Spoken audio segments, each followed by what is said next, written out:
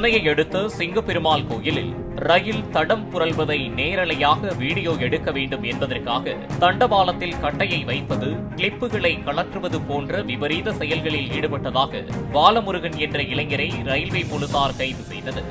அவரிடமிருந்து 10 தண்டவாள கிளிப்புகளையும் அவர்கள் பறிமுதல் செய்தனர். புத்தாண்டு பிறப்பன்று அனந்தபுரி எக்ஸ்பிரஸும் கடந்த 7ஆம் தேதி மின்சார ரயில் ஒன்றும் பாதியில் நின்றதற்கு பாலமுருகன் கட்டை வைத்ததே காரணம் என அதிகாரிகள் தெரிவித்தனர்.